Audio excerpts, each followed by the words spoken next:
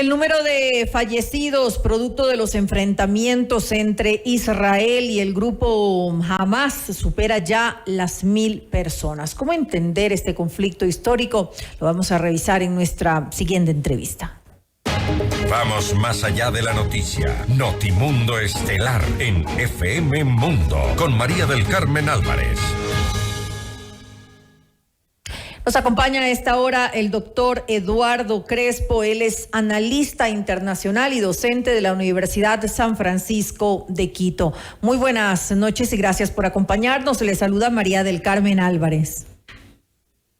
María Carmen, muy buenas noches y muchas gracias por la invitación. Doctor Crespo, ¿por qué se desata esta guerra entre Israel y el grupo extremista Hamas? Es tal vez por la violencia que hemos visto durante este último año, que se ha dado también en el sector, en la Franja de Gaza.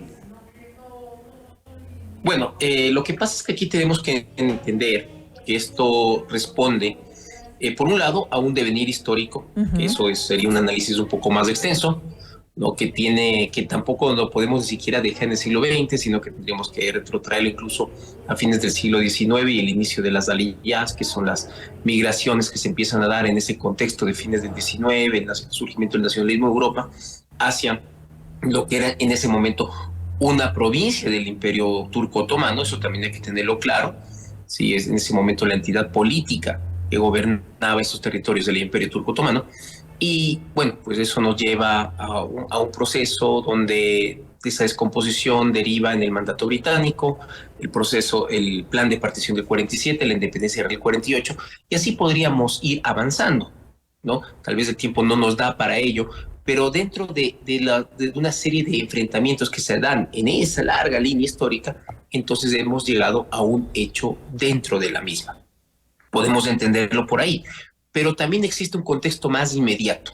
Un contexto más inmediato que tal vez es el que por el tiempo que tenemos nos convenga centrar.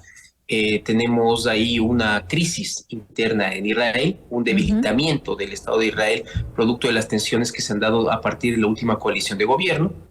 Eso también se percibió de forma, digamos, como una debilidad por parte de estos grupos que están ahí presentes. Esto no es una conjetura, sino que justamente existe una entrevista de un personaje de Hamas en la BBC, donde habla de que efectivamente ellos estaban viendo la crisis por la que estaba pasando el Estado de Israel. Un contexto donde los acuerdos de Abraham, que se empezaron a promocionar desde el mandato del presidente Trump, han tenido un éxito lento, pero que está ahí presente. Ha habido países que cada vez se han ido sumando más a estos acuerdos, que implican, por lo tanto, un reconocimiento de la realidad de que Israel es un Estado con el que ya no se puede pensar como hace 60, 70 años en echarlo al mar. Dentro de ese contexto, Arabia Saudita estaba en proceso de negociación con Israel y se habla justamente de la necesidad por parte de Hamas de torpedear ese proceso, cosa que lo ha hecho, ya que hay un anuncio del gobierno saudita de que evidentemente se retira de estas conversaciones.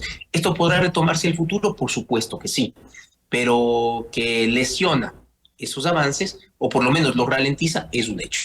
Para hacerlo más claro, para hacerlo un poco más claro y conciso para las personas que nos están escuchando, hablemos de este grupo, de esta organización islamista Hamas, que es una organización también que es extrema, ¿no? Es extremista y terrorista, porque es así, organizan ataques terroristas en varios sitios, incluso en otros países, no solamente en Israel.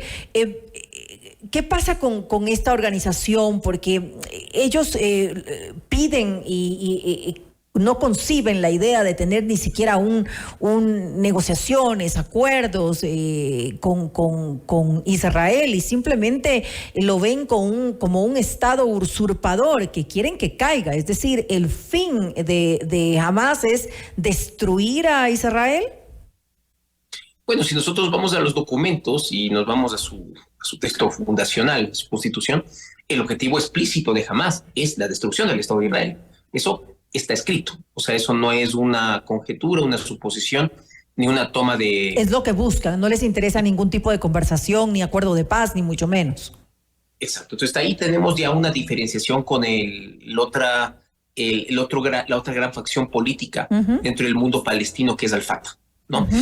El Al-Fatah es el heredero de lo que fue en su momento la OLP, la Organización para la Liberación de Palestina, liderada por Yasser Arafat, que es la que lleva, ¿no es cierto?, la que puede darse como exitosa luego de los acuerdos de Oslo a mediados de los años 90, que es lo que permite articular lo que después llamaremos ya la Autoridad Nacional Palestina.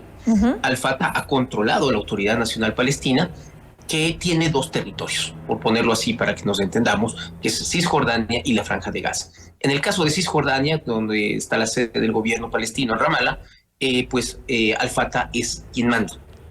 Y a la muerte de Yasser Arafat, este mando pues quedó en las manos de una persona muy cercana a él, que es Mahmoud Abbas, que a pesar de su avanzada edad sigue siendo el presidente de Autoridad Nacional Palestina, pero también hay que decirlo de una forma un poquito autoritaria, porque ya lleva no ha convocado en algunos años las elecciones que tenía que convocarse dentro de la Autoridad Nacional Palestina para poder renovar autoridades. En la Franja de Gaza, que es este pequeño territorio que está justamente pegado al mar y que también tiene límite con Egipto, no tenemos que olvidarlo, es donde desde hace unos 3 lustros se ha hecho fuerte Hamás. Ellos tienen el control en Gaza. ¿Perdón? Ellos tienen el control en Gaza, este grupo. Ellos tienen el control de Gaza y no solamente se impusieron políticamente, sino que hicieron una purga, y cuando digo una purga, es porque mataron a todos los miembros del Fatah que había en la Franja de Gaza. De eso también había unos videos espeluznantes de las ejecuciones a todos los miembros del Fatah. O sea, el Hamás es un grupo que no solamente es violento contra Israel, ¿sí?, sino que la forma en que se posicionó en el poder de Gaza, y ahí están los videos que se puede ver cómo esta purga se dio, también se dan contra las facciones, digamos, pues gazatíes, bueno, en este caso palestinas, que no estuvieron de acuerdo con su control de la franja. Tienen una disputa en Cisjordania con Al-Fatah, pero dejemos ese escenario, digamos, por fuera en este momento, pero es un hecho que ellos controlan la franja y podríamos decir que de alguna manera también tienen secuestrada a la población de Gaza. Que vive en pobreza absoluta, además, ¿no? ¿Perdón? Que viven además en la pobreza absoluta. La situación de Gaza es bastante crítica. La Franja de Gaza es un área donde unas pequeñas ciudades están prácticamente pegadas una a la otra, de un extremo al otro. O sea, es un gran espacio conurbano entre diferentes... desde un extremo donde está Gaza hasta Rafah, que ya está en la frontera con Egipto.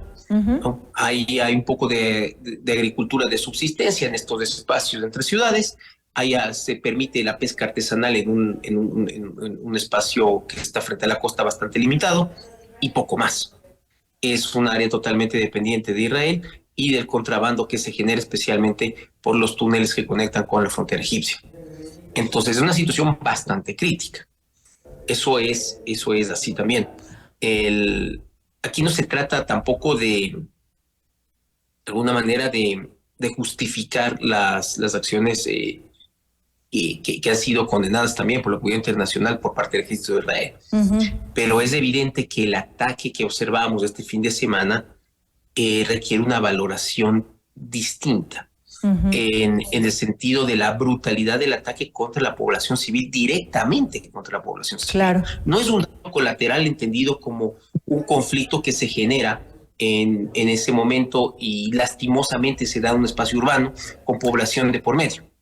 Lo que es una atrocidad, por supuesto, también, pero que se puede entender dentro del horror lo que implica para la población civil que dos bandos armados se enfrenten. En este caso lo que vimos fueron grupos armados que fueron directamente contra la población civil. Así es. Sin que metan enfrentamiento con fuerzas israelíes. Lo que pasó en esta fiesta de música electrónica hay más de 260 cuerpos. El día de hoy la noticia de 40 bebés asesinados en un kibutz, algunos decapitados. O sea, son cosas que ya realmente tienen que tener de forma objetiva y puntual una condena internacional. Ahora, es un ataque terrorista, porque hay que decirlo así, matando niños, que usted lo decía hace un momento, bebés, ancianos, es decir, a civiles que no tienen nada que ver en esto, un ataque terrorista sin precedentes a gran escala, y muchos pues nos preguntamos ¿qué pasó con Israel? Porque obviamente el ataque fue porque ingresaron a territorio israelí, y eso es lo más complejo. ¿Cómo entender esta situación que se dio en suelo, en territorio de Israel? Bueno, lo que sucede también es que tenemos a veces cuando se habla de el mejor ejército del mundo o empezado Estados Unidos o el mejor cuerpo de inteligencia del mundo, pensando en el Mossad, a veces se piensa en estos máximos y nos olvidamos de que son humanos y también son falibles. Los Estados Unidos salió de Afganistán de una forma que dejó mal a su imagen, incluyendo también a la de la OTAN. Sí, pero los Estados Unidos no ha perdido su posición como el ejército más fuerte del planeta. Podemos hablar de los matices y que las potencias en ascenso, etcétera, pero Estados Unidos está ahí. Y si vemos los números, eso es imbatible e irrefutable. El hecho de que el Mossad sea un servicio de inteligencia con un prestigio ganado por décadas no significa que sean infalibles. Infalible, claro. Por supuesto que van a tener, y por lo que ya he podido ir leyendo, hay sectores políticos que quieren más información para poder de forma más contundente sancionar casa adentro lo que haya sucedido. Se habla de que la inteligencia egipcia ya había advertido de que había movimientos inusuales y no se hizo nada. Puede ser. Se habla de que no se compartió cierta información en el gabinete. Puede ser. Es muy temprano todavía para saberlo. El gobierno israelí tampoco va a transparentar esto en este momento porque su prioridad es más bien la conformación de un gobierno de unidad. Ese es el interés de este momento del primer ministro Netanyahu. A ver, ¿no? Estamos de coalición. Estamos lamentablemente con un tiempo muy corto. Tengo muchísimas preguntas que se me quedan por fuera, pero hay dos específicamente que le ruego, eso sí, con respuestas lo más breves posibles para poder alcanzar. Una de ellas es, se habla mucho de que Hamás debió haber tenido algún tipo de cooperación extranjera. Se especula que Irán pudo haber ayudado en esto. Mi pregunta específica es, ¿qué tanto puede afectar esto, por ejemplo, en que se abran nuevos frentes de guerra para Israel? Por ejemplo, Irán, que es lo que le digo que se está mencionando, o tal vez Líbano y Siria, que también tienen conflictos con Israel, ¿no? Brevemente, se habla justamente de la conexión con Irán. Volviendo a esta entrevista que se dio un personero de Hamás para la BBC, que hubo reuniones de coordinación en efecto en Beirut. O sea, esto ya tenía una planificación previa. Sin embargo, un vocero del gobierno iraní lo que ha dicho es que ellos no tienen nada que ver, pero que besan las manos de quienes lo hicieron. O sea, están muy de acuerdo con lo que ha pasado, pero se desmarcan de él. Evidentemente, este desmarcarse es para evitarse problemas con Israel, que también hubo las declaraciones de parte del gobierno israelí de que tomarían represalias contra las autoridades de la República Islámica. Entonces, aunque formalmente el gobierno iraní se desmarca de ello, es muy difícil pensar que esto no se hizo con la articulación de Irán justamente desde Beirut. Y hay reuniones que, bueno, eso podríamos, insisto, hablarlo con más detalle. Y finalmente, en el caso del Líbano, Hezbollah no solamente es un grupo, tiene un brazo armado, como ya se sabe, pero también es un partido político con mucho peso en el Líbano. Hezbollah se ha involucrado de forma tangencial en esto, sí, con el lanzamiento de algunos cohetes, movimiento de su gente en el norte, ha habido escaramuzas en la zona de las granjas de Sheba, pero no parece que esto vaya a pasar más allá. Hezbollah tiene mucho que perder en el caso de perder un número alto de efectivos en la frontera norte con Israel. En el caso de Siria, rápidamente, es difícil que el gobierno sirio pueda hacer algo porque no nos olvidemos que sigue inmerso en una guerra civil que la ha desgastado enormemente.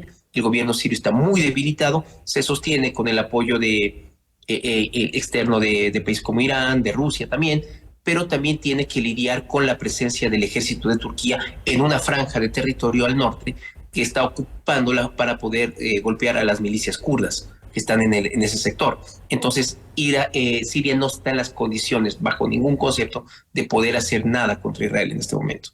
Bueno, lamentablemente ya voy a tener que cerrar la entrevista. Me quedo con muchísimas preguntas en el aire. Le quiero agradecer al doctor Eduardo Crespo, analista internacional y docente de la Universidad San Francisco de Quito, por habernos acompañado en este espacio. Muchas gracias. Hasta la próxima. Hasta la próxima.